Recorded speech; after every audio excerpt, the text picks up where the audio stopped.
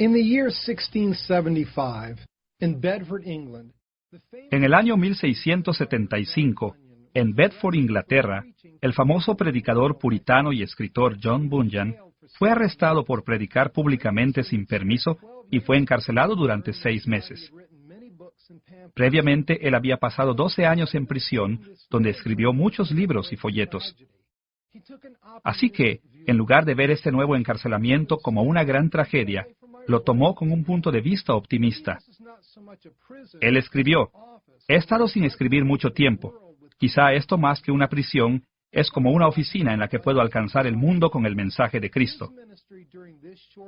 Fueran o no estas las palabras precisas de Bunyan, su ministerio durante este corto encarcelamiento es innegable. Fue durante estos meses que él escribió El progreso del peregrino, una alegoría de la vida cristiana que es quizás el libro más famoso escrito en el idioma inglés. Pero aunque el trabajo de Juan Bunyan en prisión fue muy importante, el del apóstol Pablo fue mucho mayor. Y durante los 4 años de encarcelamiento de Pablo en Cesarea y Roma, él hizo algunos escritos que son más importantes, populares y pastorales incluso que el progreso del peregrino. Esta es la primera lección de nuestra serie, Epístolas de Pablo en prisión. En esta serie estudiamos las cartas de Pablo, que normalmente se llaman epístolas de la prisión. Estas son cartas que Pablo escribió a varias iglesias y personas mientras estaba en prisión al servicio de Cristo. Nosotros hemos titulado esta lección El encarcelamiento de Pablo. En esta lección veremos las circunstancias que dieron lugar a las cartas de Pablo a los Colosenses, a Filemón, a los Efesios y a los Filipenses. Nuestro estudio sobre el encarcelamiento de Pablo abarcará 3 puntos principales. Primero, veremos el trasfondo del encarcelamiento de Pablo, primero en Cesarea y después en Roma. Segundo, exploraremos el continuo ministerio de Pablo durante su encarcelamiento, viendo cómo continuó incluso sirviendo como apóstol de Cristo mientras estaba en prisión. Y tercero, examinaremos la unidad teológica de las epístolas de la prisión, enfocándonos en algunos temas principales que todas ellas comparten. Comencemos con el trasfondo del encarcelamiento de Pablo. Una de las primeras cosas que debemos mencionar es que los estudiosos no se han puesto de acuerdo sobre el lugar donde Pablo fue encarcelado cuando escribió sus cartas a los Colosenses, a Filemón, a los Efesios y a los Filipenses. Algunos creen que escribió desde Cesarea, mientras que otros creen que escribió desde Roma. En esta lección diremos que probablemente Pablo escribió desde Roma, aunque este detalle no será crítico para ninguna de nuestras interpretaciones. No obstante, debido a que estudiosos respetables discrepan en este punto, manejaremos ambas ciudades. Nuestra investigación sobre el trasfondo del encarcelamiento de Pablo empezará con un estudio de eventos que preceden su arresto. Después, exploraremos los eventos que rodean su arresto en Jerusalén, seguido de su primer encarcelamiento en Cesarea. Finalmente, veremos su subsiguiente encarcelamiento en Roma. Veamos primero los eventos que preceden su arresto.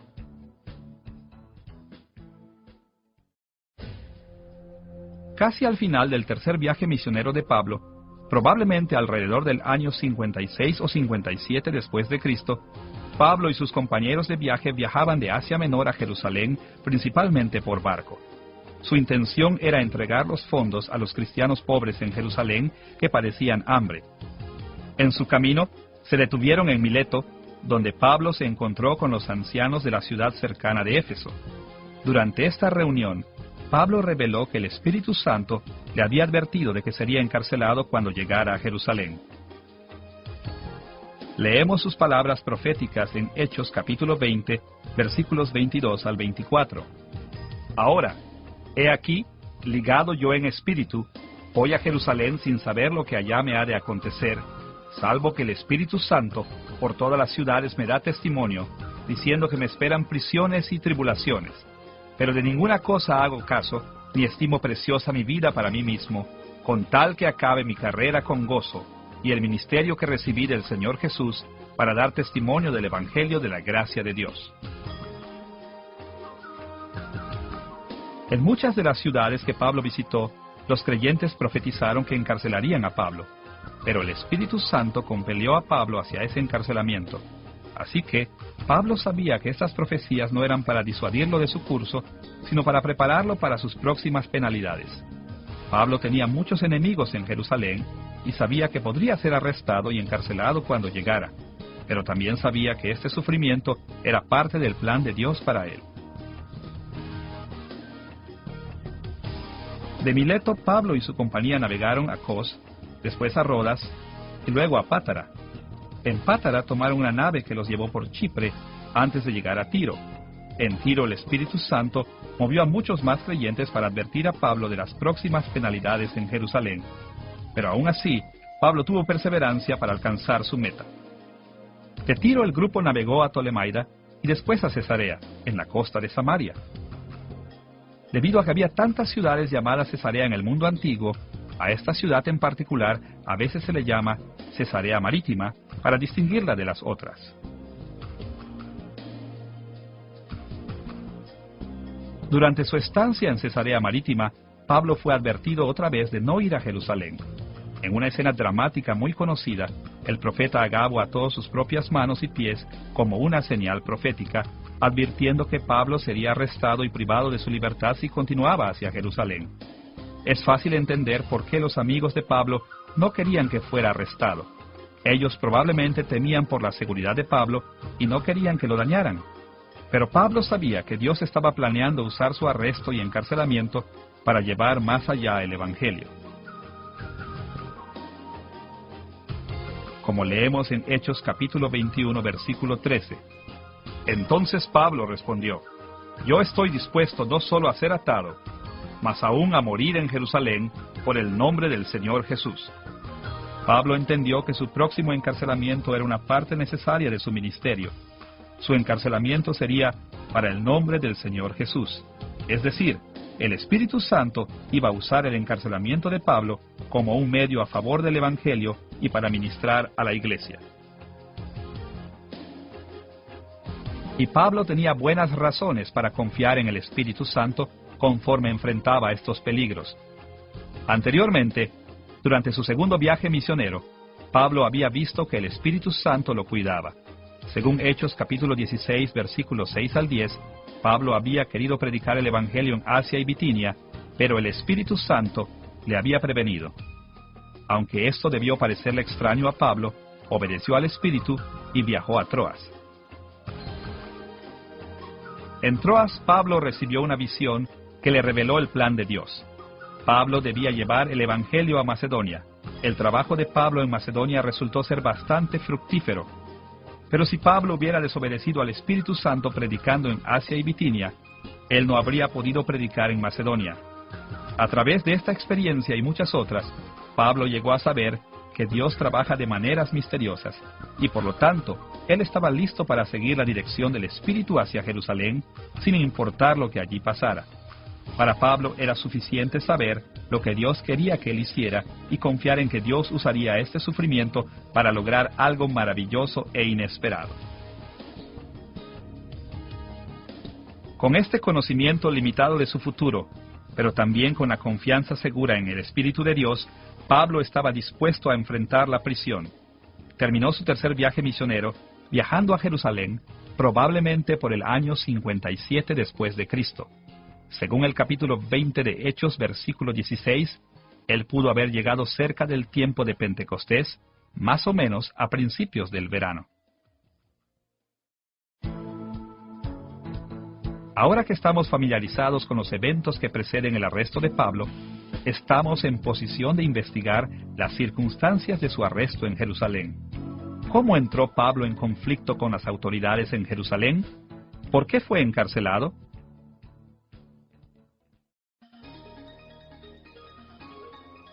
Cuando Pablo llegó a Jerusalén, se quedó con un creyente llamado Mnasón y fue bien recibido por la iglesia. Al siguiente día, Pablo visitó a Santiago, que era el hermano de Jesús y el autor del libro del Nuevo Testamento de Santiago. Los ancianos de la iglesia en Jerusalén también se reunieron para encontrarse con Pablo. Probablemente fue aquí cuando Pablo entregó a la iglesia los fondos de ayuda para los pobres que había colectado durante su tercer viaje misionero.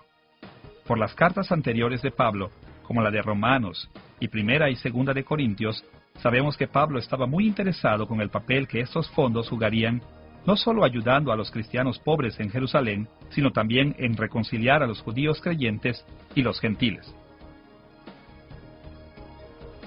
Pablo esperaba que al recibir este regalo de los gentiles, los judíos cristianos en agradecimiento estuvieran más ávidos de recibirlos totalmente como hermanos en Cristo. Pero el registro de Lucas en Hechos no menciona la entrega de los fondos para los pobres. Sin embargo, resalta ciertas preocupaciones que la iglesia de Jerusalén tenía con respecto al ministerio de Pablo. Probablemente esto indica que la iglesia de Jerusalén no valoraba esta ayuda a los pobres tanto como Pablo esperaba que lo hiciera. En lugar de regocijarse de la generosidad de los gentiles cristianos y confirmar el ministerio de Pablo, Santiago y los ancianos le informaron a Pablo que ciertos rumores habían llegado a Jerusalén sobre las enseñanzas y prácticas de Pablo. Específicamente, se rumoraba que Pablo enseñó a los judíos cristianos a vivir entre gentiles para que dejaran las prácticas judías tradicionales como la circuncisión. Ahora, los judíos cristianos en Jerusalén realmente creían que todos los judíos cristianos debían mantener las prácticas judías tradicionales, por lo que Santiago y los ancianos estaban preocupados de que los judíos cristianos locales se pudieran oponer a Pablo debido a estos rumores. Debemos hacer una pausa por un momento para señalar que estos rumores sobre Pablo eran falsos. A lo largo de sus epístolas, Pablo afirmó la validez de la ley moral de Dios encontrada en el Antiguo Testamento. Y más allá de esto, él no animó a las comunidades judías a que abandonaran las tradiciones que tenían basadas en la ley mosaica. Al contrario, él siguió la tradición judía cuando estaba en las comunidades judías. Sin embargo, él enseñó que con la muerte y resurrección de Cristo, una nueva era había comenzado. Como explicó en sus epístolas, ni a gentiles ni a judíos se les exigía que mantuvieran estas tradiciones. Los cristianos generalmente debían guardar las tradiciones judías en un alto nivel, pero solo por la causa de extender el evangelio entre los judíos no creyentes. Escuche la manera en que él describió su posición en estos temas en 1 Corintios capítulo 9, versículos 20 y 21. Me he hecho a los judíos como judío, para ganar a los judíos, a los que están sujetos a la ley, aunque yo no esté sujeto a la ley, como sujeto a la ley, para ganar a los que están sujetos a la ley, a los que están sin ley, como si yo estuviera sin ley, no estando yo sin ley de Dios, sino bajo la ley de Cristo, para ganar a los que están sin ley. Pablo no dudó en comportarse como un gentil cuando estaba entre gentiles, pero también estaba contento de seguir las tradiciones judías por causa del Evangelio. Ahora, Dios no obligó a Pablo a que mantuviera estas aplicaciones judías tradicionales de la ley del Antiguo Testamento. Como Pablo lo dijo aquí, él era libre de abandonar estas prácticas tradicionales, pero él no tenía libertad en cuanto a los requisitos morales de la ley en Cristo. Para abreviar, Pablo creía que las aplicaciones de la ley de Dios habían cambiado ahora que Cristo había venido, pero que aún era aceptable mantener viejas reglas por causa del Evangelio. No es difícil imaginar cómo una doctrina anunciada tan cuidadosamente se podría haber entendido mal o por qué se podría haber rumorado que Pablo enseñó a los judíos a abandonar sus tradiciones. De cualquier forma, Santiago y los ancianos tenían una solución que creían podría satisfacer a los cristianos judíos en Jerusalén.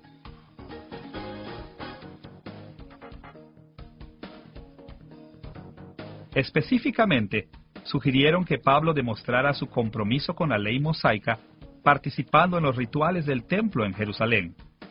En particular, le pidieron que hiciera los ritos de la purificación con 4 hombres que habían hecho voto de nazareato. Esto mostraría la obediencia de Pablo a la ley y sumisión a la tradición judía. También le pidieron a Pablo que pagara los gastos relacionados con estos 4 nazareos, lo que demostraría el grado de la piedad de Pablo. Como el apóstol de los gentiles, Pablo sabía que sus acciones afectarían la manera en que los judíos cristianos percibían no solo a él, sino también a los cristianos gentiles. Probablemente, él esperaba que apoyando a los nazareos y purificándose, pudiera lograr lo que el regalo económico de los gentiles no había logrado, como una calurosa recepción a los cristianos gentiles por los cristianos judíos. Así que, para la causa de Cristo entre los judíos, especialmente por la reconciliación de los judíos y los gentiles dentro de la iglesia, Pablo sometió a juicio de la iglesia de Jerusalén este tema y empezó su semana de purificación. Casi al final de la semana de purificación de Pablo, él pasaba tiempo en el atrio interior del templo. El templo incluía tanto un atrio exterior como un atrio interior. El atrio exterior estaba separado del atrio interior por un portón. El atrio exterior fue llamado el atrio de los gentiles, porque se permitía a las personas de todas las naciones entrar en él. Pero el atrio interior, el atrio de Israel, era reservado exclusivamente para los judíos.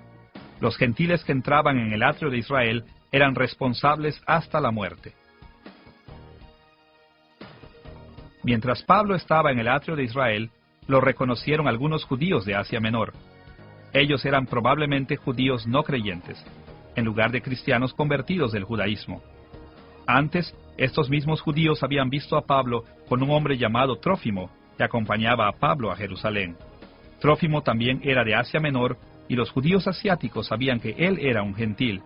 Así, cuando vieron a Pablo en el atrio de Israel, equivocadamente asumieron que Trófimo también había entrado en ese atrio y fueron ultrajados.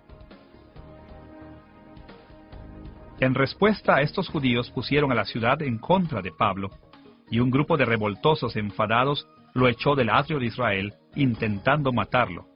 Pero cuando el comandante de la guarnición romana en Jerusalén oyó que en la ciudad había un escándalo, se apresuró a calmar el disturbio, encadenó a Pablo y lo tomó en custodia.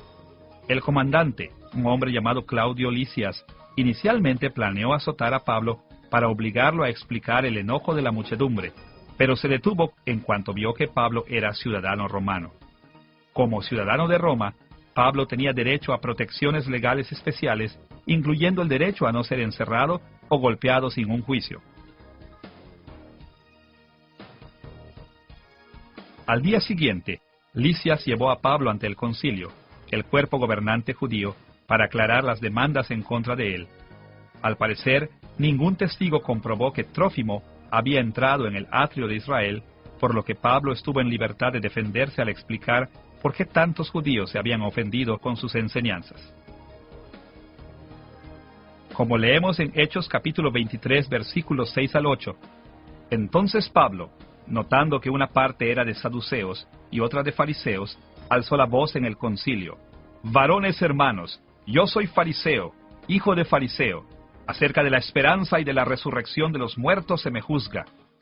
Cuando dijo esto, se produjo disensión entre los fariseos y los saduceos, y la asamblea se dividió, porque los saduceos dicen que no hay resurrección, ni ángel, ni espíritu, pero los fariseos afirman estas cosas.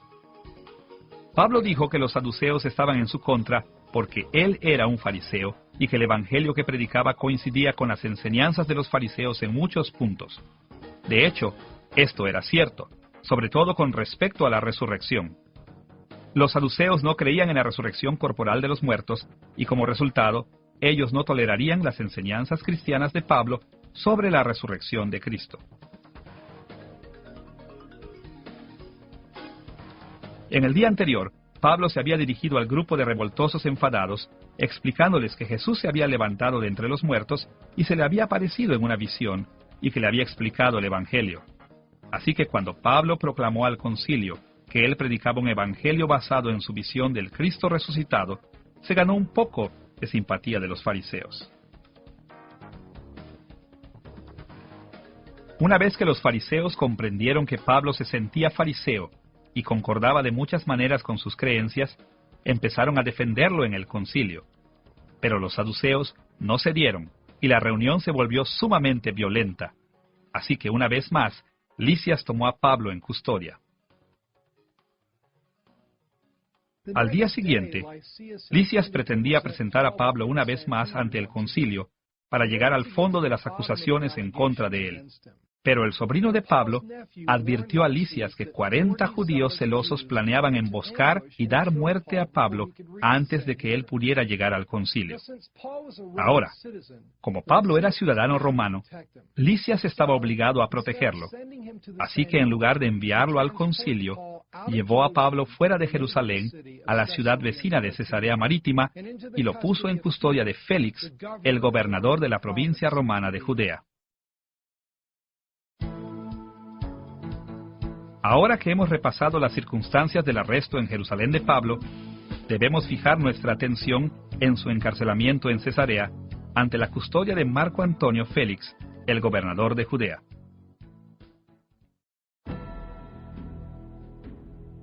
Durante el período del encarcelamiento de Pablo, la provincia romana de Judea estaba formada esencialmente por las regiones conocidas como Judea en el sur, Samaria en el centro y Galilea en el norte. Usted recordará que Cesarea Marítima estaba en la costa de Samaria. También era la ciudad capital de la provincia romana de Judea. Cuando Pablo llegó a Cesarea por primera vez, probablemente en el año 57 después de Cristo, fue custodiado durante 5 días hasta que sus acusadores llegaron de Jerusalén. Entre los que lo acusaban se encontraban el sumo sacerdote Ananías, varios ancianos judíos y Tértulo, que era el abogado del grupo. Cuando los que lo acusaban llegaron, llegó un rumor a los oídos de Félix. Tértulo decía que Pablo perturbaba la paz e incitaba alborotos. Esta era una acusación muy seria ante los ojos del gobernador Félix, ya que era su deber mantener la paz en Judea. Pero aún más importante desde el punto de vista judío, ellos también acusaban a Pablo de intentar violar el templo. Los ancianos judíos que estaban presentes afirmaron esta acusación, aunque ninguno de ellos testificó oficialmente. Evidentemente, los judíos creían sinceramente en los rumores falsos sobre Pablo. Parecían estar convencidos de que Pablo estaba en contra del judaísmo y que él admitiría orgullosamente su intento de profanar el templo. Por lo tanto, el único testigo que los acusadores judíos llamaron por nombre fue el propio Pablo. En Hechos capítulo 24, versículo 8, leemos las palabras de cierre de Tértulo hacia Félix, mandando a sus acusadores que viniesen a ti. Tú mismo, pues, al juzgarle, podrás informarte de todas estas cosas de que le acusamos. Ahora, Pablo no era abogado, pero su respuesta ante sus acusadores estaba obligada. Su defensa tenía 4 puntos principales. Primero, señaló que no había ningún testigo en contra suya, para ninguno de los supuestos crímenes. Esto significaba que no había bases para ninguno de sus cargos. Este era un punto importante, porque Pablo fue acusado de cometer sus crímenes a plena luz del día, frente a mucha gente. Si él hubiera sido culpable, ciertamente alguien debió haberlo visto. Segundo, él defendió debidamente que otros habían perturbado la paz, no él. El alboroto había sido comenzado por los judíos de Asia Menor. Pablo no era un alborotador de la paz romana, los judíos sí lo eran. Este hecho fue confirmado por la carta de Lisias, que acusaba a los judíos de planear asesinar a Pablo. Tercero, y quizás para sorpresa de sus acusadores, Pablo declaró que él no hubiera tenido ningún deseo de manchar el templo. Al contrario, él creía en todo lo escrito en las Escrituras y había venido al templo para rendir culto. Cuarto, Pablo recordó a la corte que el concilio no lo había encontrado culpable. Este argumento realmente dañaba a la parte acusadora. Los miembros del jurado judío, el concilio, no lo habían encontrado culpable de los supuestos crímenes. ¿Por qué entonces ellos seguían buscando su ejecución? Ahora, en la misteriosa providencia de Dios, Félix era un gobernante deshonesto. Basado en las insuficientes acusaciones en contra de Pablo, Félix hubiera podido soltarlo, pero no lo hizo. Él vio una oportunidad para aprovecharse de la situación, así que decidió detener el caso y prefirió esperar a que Pablo le ofreciera un soborno. En Hechos capítulo 24, versículo 26, Lucas explicó: Félix esperaba también con esto que Pablo le diera dinero para que le soltase, por lo cual muchas veces lo hacía venir y hablaba con él. Inicialmente, Félix dijo que él llevaría el caso de Pablo cuando Lisias, el comandante romano, llegó a Cesarea. Pero Félix aplazó el caso de Pablo durante 2 años. Al final de estos 2 años, sin embargo, Félix fue reemplazado como gobernador por Porcio Festo. Cuando Festo tomó su puesto como gobernador en el año 59 después de Cristo, los oponentes judíos de Pablo en Jerusalén vieron otra oportunidad de matar a Pablo. Planearon otra emboscada y pidieron a Festo que entregara a Pablo en manos de Jerusalén, pretendiendo así que su caso fuera reabierto y se manejara localmente. Así que Festo convino en preguntar si Pablo estaría dispuesto a que su caso se escuchara en Jerusalén en lugar de en Cesarea. A estas alturas, en lugar de estar de acuerdo en que su caso se llevara en Jerusalén, Pablo recurrió a su derecho como ciudadano romano para que su caso fuera llevado por el propio Nerón César, y a Festo no le quedó otra opción más que conceder esta demanda. Las Escrituras no hablan de cuál fue la motivación específica de Pablo sobre esta apelación, pero sabemos algunos detalles que podrían explicarlo. Primero, Pablo no tenía muchas razones para creer que sería liberado después de un juicio en Jerusalén. Él ya había pasado 2 años en prisión porque Félix no había sido justo con él. No tenía ninguna razón para creer que Festo sería más justo en su caso. Segundo, Pablo probablemente estaba consciente del complot judío para matarlo. Lucas, el autor de Hechos y un amigo de Pablo, sabían del complot para asesinar a Pablo durante su traslado de Cesarea a Jerusalén. Tercero, la razón más importante: cuando Pablo fue arrestado por Lisias, el Señor se le apareció a Pablo en un sueño, asegurándole que viviría para proclamar el Evangelio en Roma. Como leemos en Hechos capítulo 23, versículo 11, a la noche siguiente se le presentó el Señor y le dijo: «Ten ánimo, Pablo, pues como has testificado de mí en Jerusalén, así es necesario que testifiques también en Roma». El hecho de que Pablo hubiera recibido esta visión en el momento de su arresto le daba razón para pensar que su encarcelamiento le daría en el futuro la oportunidad de proclamar a Cristo en Roma. Como hemos visto, el Espíritu Santo ya había llevado a Pablo a creer que su encarcelamiento llevaría su ministerio del Evangelio más allá. A estas alturas, él había entendido que su encarcelamiento abriría las puertas para ir a Roma. Cualquiera de estas razones habría sido suficiente para que Pablo llevara su caso ante César, pero cualquiera que fuera su motivación, lo que está claro es que finalmente Pablo iba a poder predicar el Evangelio en Roma, aunque fuera desde la prisión. Ahora, antes de que Pablo fuera enviado a Roma, tuvo la oportunidad de explicar su caso ante el rey Herodes Agripa II. Y después de oír los argumentos de Pablo, Agripa le dijo a Festo que Pablo podría ser liberado sin tener que presentarse ante César. Pero el Señor tenía algo muy diferente en mente para Pablo. Por razones que incluso no estaban claras para Pablo en ese momento, el Señor planeaba usar el encarcelamiento de Pablo en Roma para extender el Evangelio. Habiendo explorado los 2 años del encarcelamiento en Cesarea de Pablo, ahora estamos preparados para ver su subsiguiente encarcelamiento en Roma. Empezaremos enfocándonos en el largo viaje de Cesarea a Roma. Debido a que Pablo era prisionero de Roma, tenía que ser transportado bajo la guardia romana. Así que fue puesto bajo la autoridad de un centurión romano llamado Julio y embarcado rumbo a Asia Menor. Se le permitió a Pablo que sus compañeros de viaje Lucas y Aristarco lo acompañaran.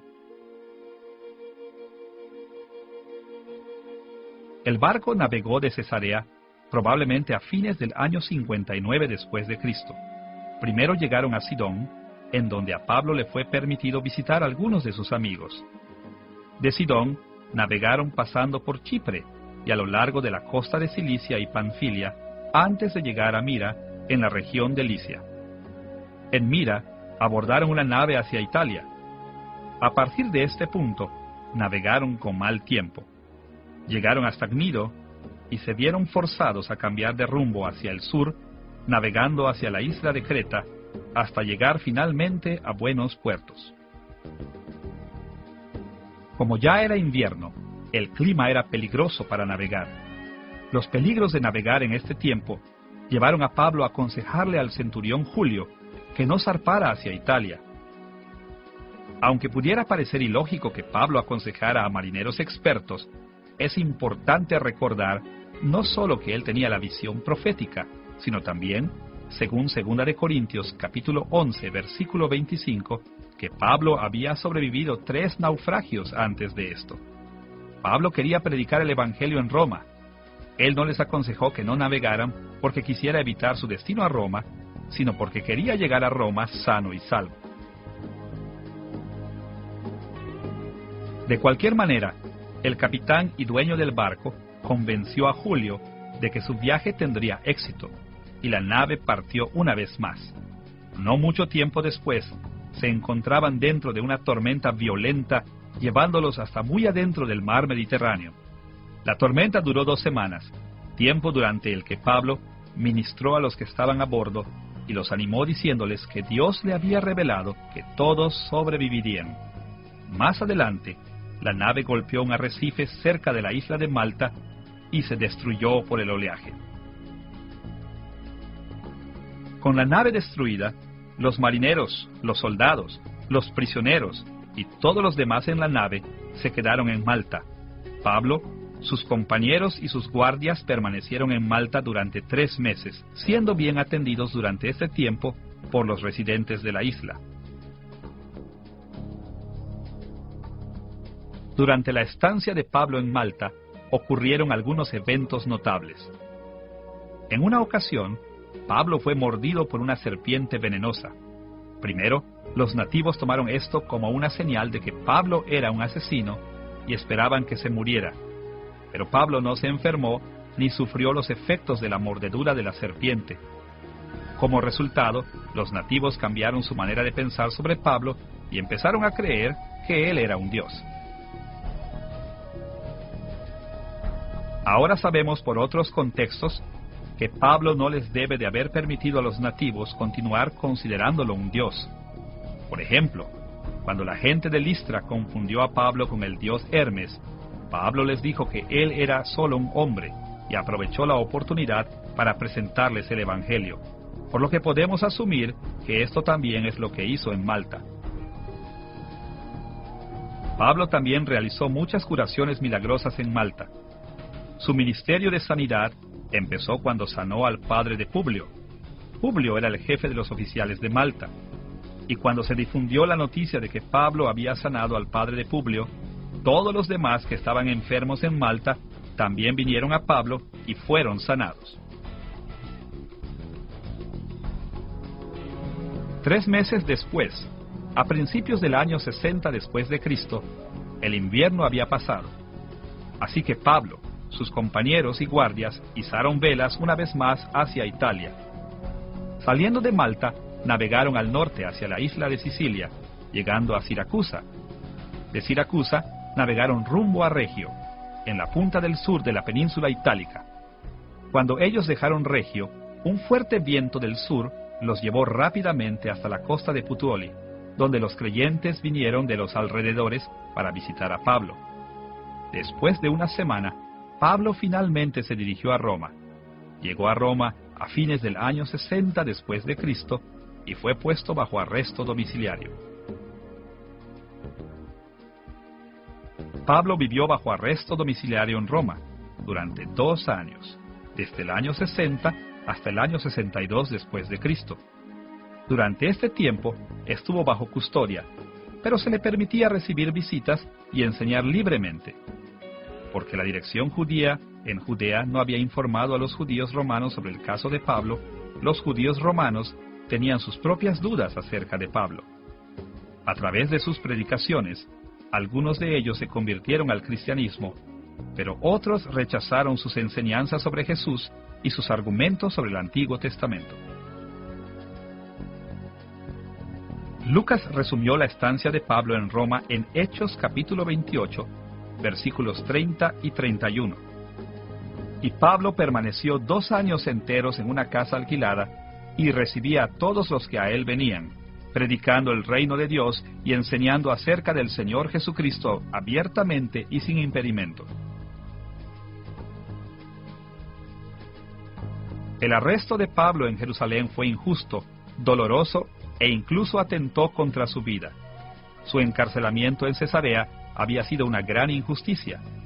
Su viaje a Roma también involucró muchas penalidades, pero al final los anhelos de Pablo se realizaron y la palabra de Dios fue cumplida. Pablo llegó a Roma y durante 2 años pudo predicar el Evangelio audazmente y sin contrariedades, a pesar de su encarcelamiento, en la ciudad capital del imperio más poderoso de sus días. Ahora que hemos analizado el trasfondo del encarcelamiento de Pablo, estamos en posición de explorar su continuo ministerio durante su encarcelamiento. Como veremos, Pablo no perdió el tiempo durante su estancia en prisión. Por el contrario, continuó sirviendo activamente como un ministro del Evangelio de Jesucristo. Pablo era un apóstol. Jesús lo había llamado y entrenado personalmente, y lo nombró su embajador, su emisario del pacto. Aunque hoy nos parezca extraño, el oficio de Pablo y su tarea designada no cesaron aun cuando estuvo encarcelado. Por el contrario, en la providencia de Dios, la prisión era exactamente donde Dios quería que Pablo estuviera en este momento de su vida. El mismo Dios había orquestado los eventos para que Pablo estuviera en prisión en Roma, para que Pablo tuviera la oportunidad de difundir el Evangelio de Cristo al mundo occidental.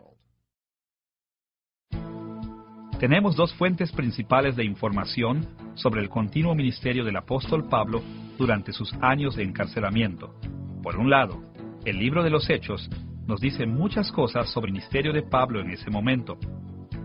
Por otro lado, las diferentes cartas a las iglesias de Pablo muestran una visión de su ministerio dentro de la prisión. Comencemos examinando lo que el libro de los Hechos nos dice sobre el ministerio de Pablo. Las experiencias de Pablo durante su encarcelamiento en Cesarea y Roma eran muy importantes para Lucas, el autor del libro de los Hechos. Él dedicó casi 9 capítulos a eventos relacionados con este periodo de la vida de Pablo. Desde la decisión de Pablo de ir a Jerusalén y Roma, en Hechos capítulo 19, versículo 21, hasta el final del libro de Lucas en Hechos capítulo 28, versículo 31. Lucas detalló el propósito de su arresto en Jerusalén y el encarcelamiento que le siguió.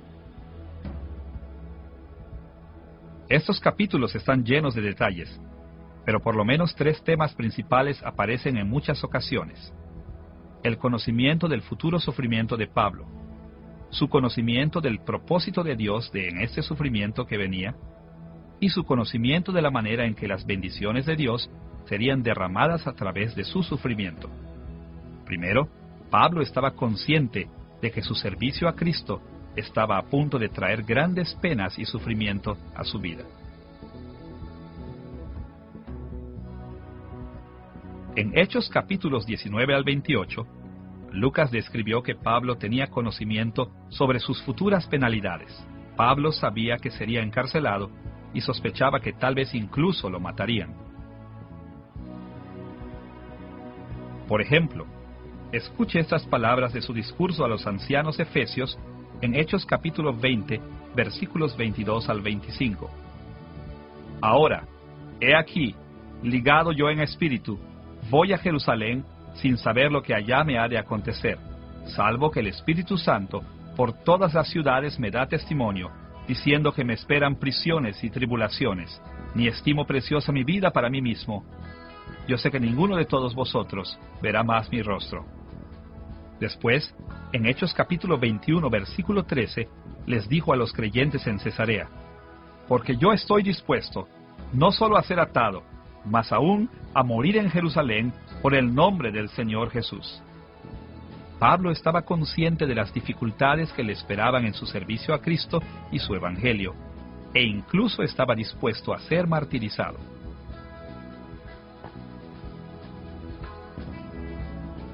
En segundo lugar, Pablo estaba bien consciente del propósito de su sufrimiento. Él sabía que si en los planes de Dios estaba su sufrimiento, también en los planes del Señor usaría este sufrimiento para promover el Evangelio. Pablo creía que Dios usaría su sufrimiento para extender el Evangelio cristiano. Él sabía que cualquier sacrificio que tuviera que hacer valdría la pena porque sería la manera de Dios de promover las buenas nuevas de salvación en Cristo. Escuche de nuevo lo que les dijo a los ancianos efesios en Hechos capítulo 20, versículo 24. Ni estimo preciosa mi vida para mí mismo, con tal que acabe mi carrera con gozo y el ministerio que recibí del Señor Jesús para dar testimonio del Evangelio de la gracia de Dios. Pablo estaba convencido de que su ministerio en la prisión incluiría testificar por el Evangelio, y que parte de su tarea como apóstol era sufrir estas adversidades. En lugar de opacar el ministerio apostólico de Pablo, el encarcelamiento sería el medio por el cual Pablo logró su ministerio. De hecho, cuando leemos en otra parte del libro de los Hechos, esto es precisamente lo que pasó.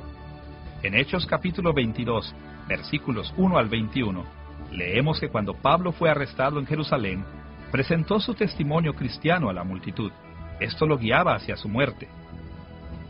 En Hechos capítulo 23, versículos 1 al 10, Lucas explicó que Pablo testificó el Evangelio y la resurrección de Cristo ante el concilio, el cuerpo gobernante judío.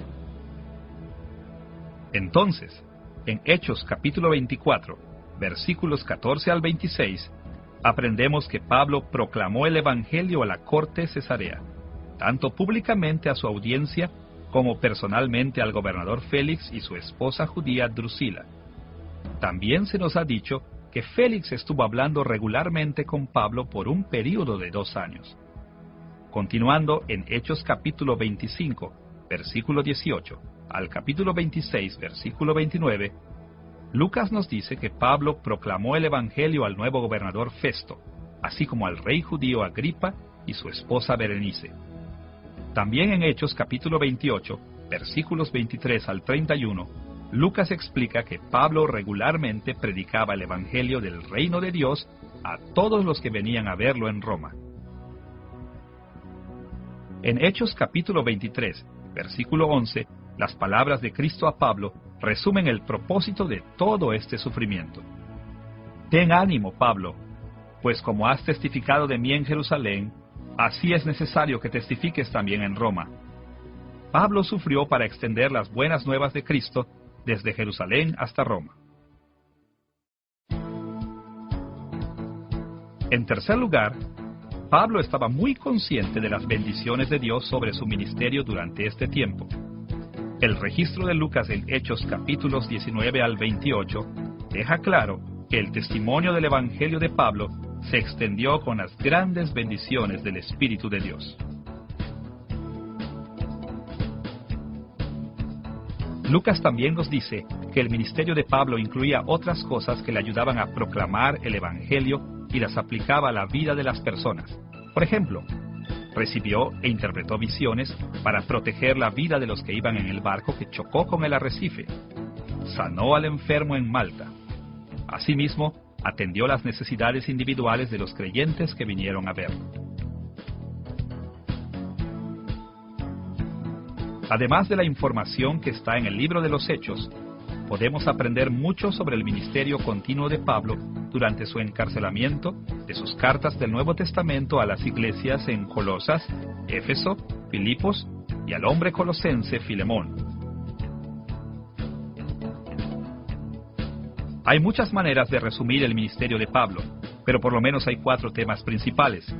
Aunque estaba físicamente preso, Pablo siguió ministrando, predicando el Evangelio a varios mandatarios y a sus visitantes, orando en nombre de las iglesias y de los creyentes alrededor del mundo, sufriendo muchas adversidades para el beneficio de la iglesia y, claro, escribiendo y enviando cartas a varias iglesias y personas alrededor del mundo.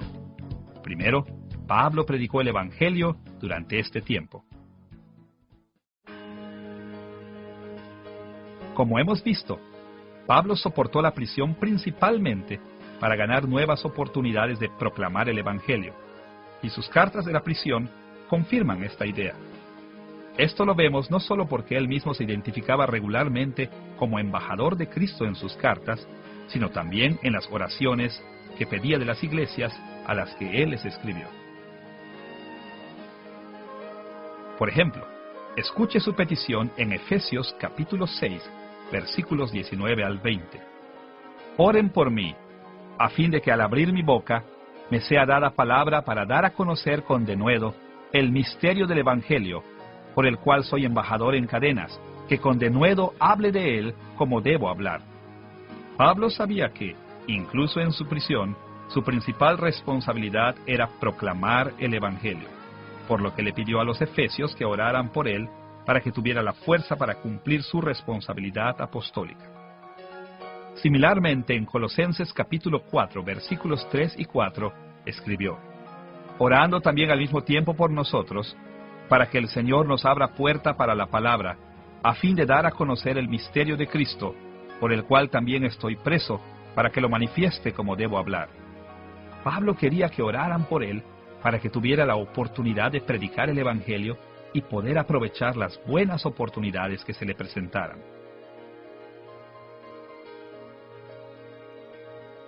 Segundo, Pablo estaba en constante oración por las iglesias.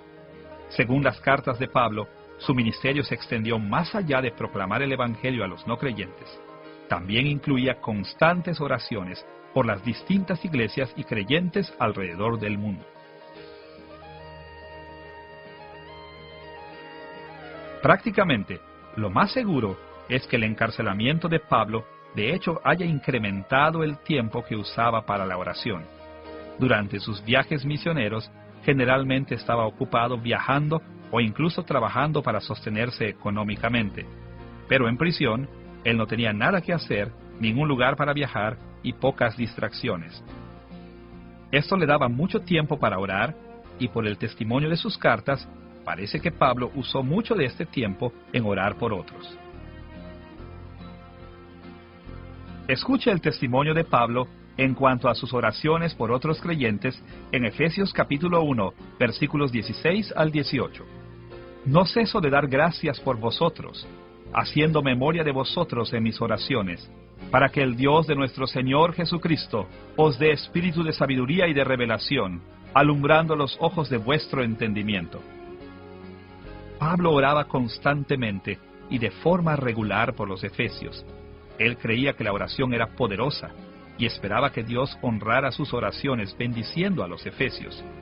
Los esfuerzos de Pablo en la oración formaron un ministerio fuerte y valioso para aquellos que no estaban cerca.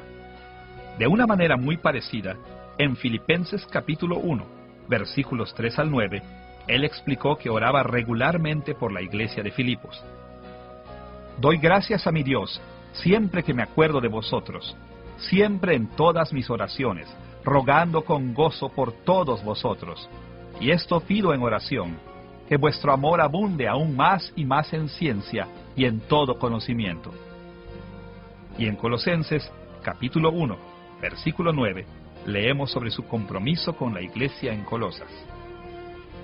Por lo cual también nosotros, desde el día que lo oímos, no cesamos de orar por vosotros y de pedir que seáis llenos del conocimiento de su voluntad en toda sabiduría e inteligencia espiritual. También oró por personas específicas, como Filemón, Apia y Arquipo en la iglesia de Colosas. Por ejemplo, en Filemón versículo 6, escribió: para que la participación de tu fe sea eficaz en el conocimiento de todo el bien que está en vosotros por Cristo Jesús.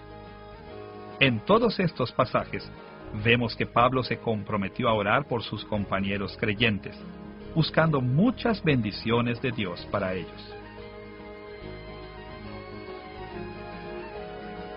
En tercer lugar, además de predicar y orar, el ministerio de Pablo en prisión incluía sufrimiento a favor de otros.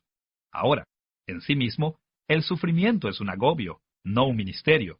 Pero cuando el fin y la cosecha del sufrimiento están a favor del reino de Cristo por medio del Evangelio, el sufrimiento es una forma correcta de ministerio cristiano. Los cristianos siempre han sufrido y siempre sufrirán hasta que Jesús regrese. La Biblia nos lo asegura. Ahora, eso no significa que todos los cristianos sufren de la misma manera o al grado que sufrió Pablo, pero Dios ha ordenado que hasta que Jesús regrese para terminar su obra, hasta que Él haya consumado su reino en la tierra, sus enemigos seguirán luchando contra Él. Y esto significa que el pueblo de Jesús continuará sufriendo. Pero la vida de Pablo demuestra algo. Nuestro sufrimiento no es en vano. Al contrario, el sufrimiento de los santos bendice a la iglesia. El sufrimiento de los cristianos testifica para el Evangelio y aumenta la gloria que heredará la iglesia. Sufrir por causa del Evangelio es un ministerio poderoso y con gran propósito. En primer lugar, es un testimonio indiscutible a la verdad del Evangelio. Por eso normalmente nos referimos a los cristianos que mueren por su fe como mártires o testigos. Ya hemos visto varias maneras en que el sufrimiento de Pablo le dio oportunidades para predicar el Evangelio, pero también animó a otros a proclamar el Evangelio. Escuche las palabras de Pablo en relación con esto en Filipenses capítulo 1, versículo 14. Y la mayoría de los hermanos, cobrando ánimo en el Señor con mis prisiones, se atreven mucho más a hablar la palabra sin temor.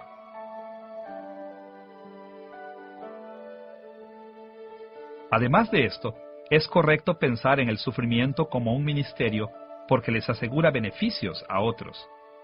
Después de todo, Jesucristo sufrió por los pecadores y murió para salvarnos.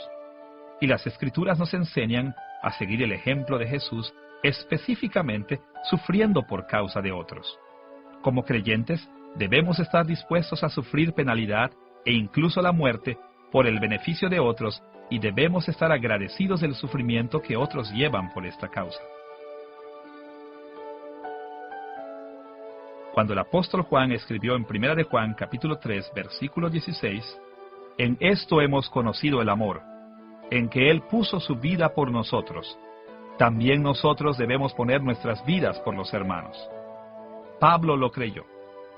Como hemos visto, él estuvo dispuesto a ir a prisión e incluso a morir, si era en favor del Evangelio. Leemos sobre su disposición para sufrir por otros en Efesios capítulo 3, versículo 13. «Por lo cual pido que no desmayéis a causa de mis tribulaciones por vosotros, las cuales son vuestra gloria». El punto de Pablo aquí era que su encarcelamiento le permitió promover el Evangelio en nuevos lugares y a nuevas personas, trayendo cada vez un mayor número de personas a la fe en Cristo. Cuando el Evangelio se extiende y la iglesia crece, aumenta la gloria que todos los creyentes heredarán. En tercer lugar, las cartas de Pablo demuestran que su sufrimiento era una continuación del sufrimiento mismo de Cristo. En Colosenses capítulo 1, versículo 24, Pablo hizo la mayor declaración con respecto a su sufrimiento. «Ahora me gozo en lo que padezco por vosotros, y cumplo en mi carne lo que falta de las aflicciones de Cristo por su cuerpo, que es la iglesia». En Colosenses capítulo 1, Pablo afirmó e hizo énfasis en la absoluta suficiencia de Cristo. Así, cuando dijo lo que falta de los sufrimientos de Cristo, Pablo no quiso decir que la muerte de Cristo no era suficiente para salvarnos, ni que los creyentes agregan su propio mérito a la muerte de Cristo. Más bien, Pablo quiso decir que el trabajo de Jesús aún no termina. Cuando Jesús murió y después ascendió al cielo, dio un gran golpe contra el mal y ganó eficazmente la guerra contra sus enemigos demoníacos. Pero Pablo sabía que las fuerzas satánicas continúan luchando contra Cristo y su reino. Jesús no quiere destruir totalmente a sus enemigos hasta que Él regrese en gloria.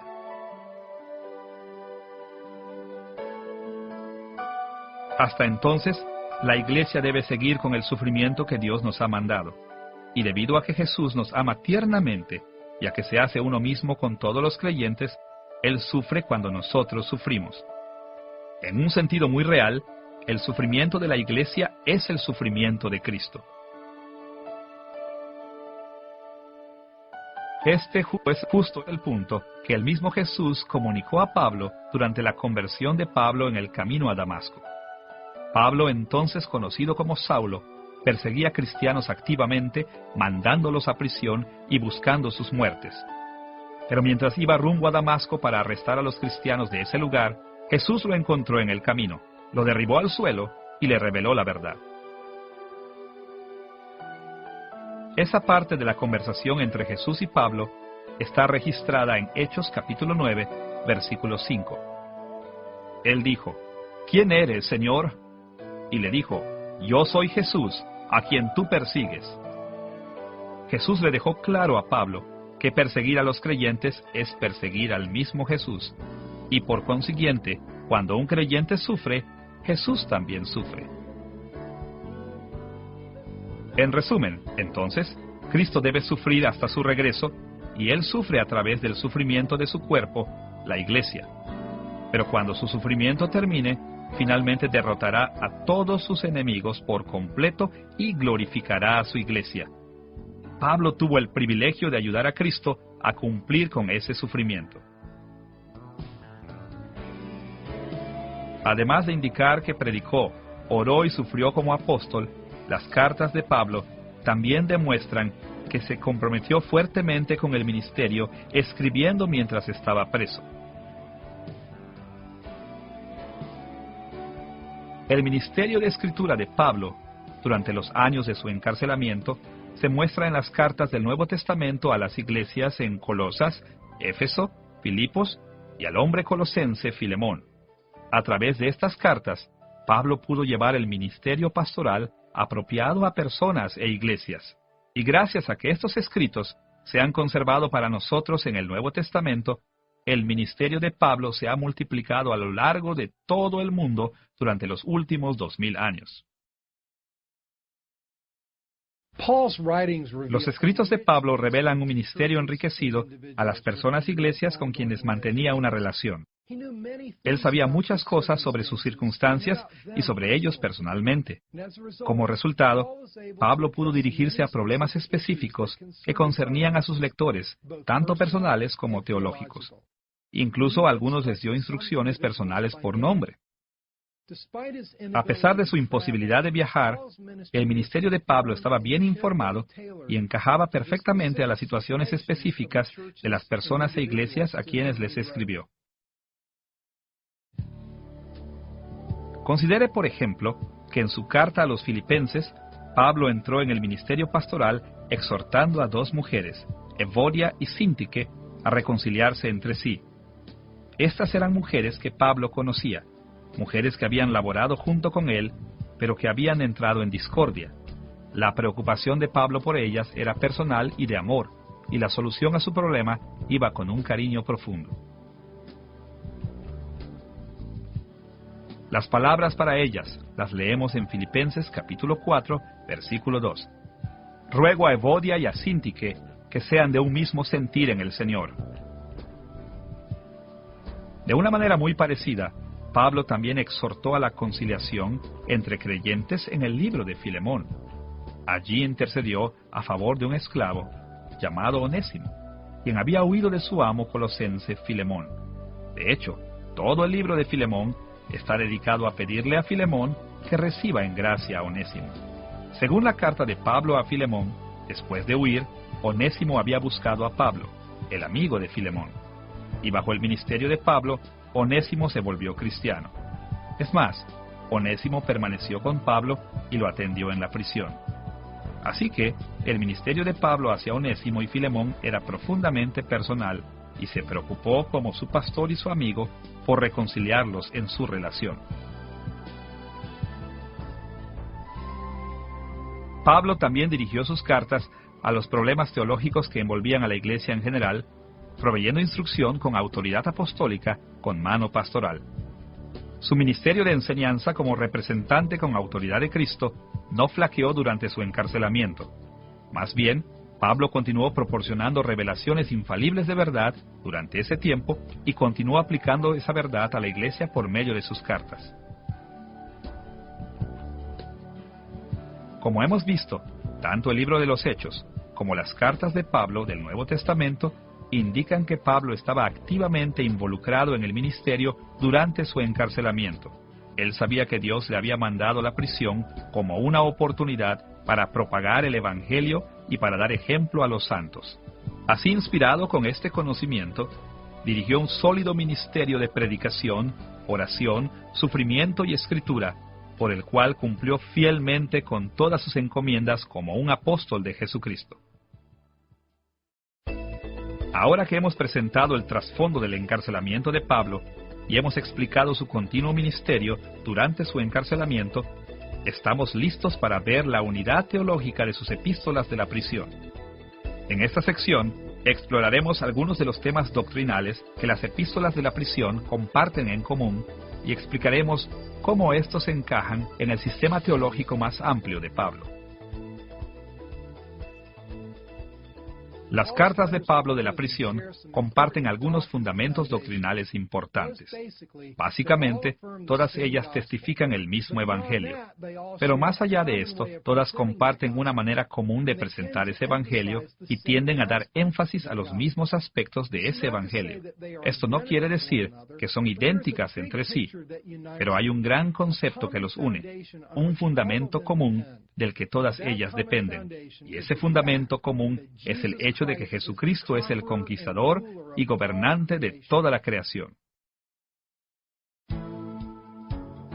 Nuestro análisis sobre la unidad teológica de las epístolas de la prisión darán énfasis a tres doctrinas principales. Primero, veremos la doctrina de que Jesucristo es el Rey de la creación. Segundo, nos enfocaremos más específicamente en un aspecto particular del reinado de Jesús sobre la creación, que llamaremos la unión con Cristo de los creyentes en su reinado. Y tercero, nos concentraremos en los requisitos de una vida ética que implican las dos primeras doctrinas. Empezaremos con la doctrina de que Jesucristo es el Rey de la creación.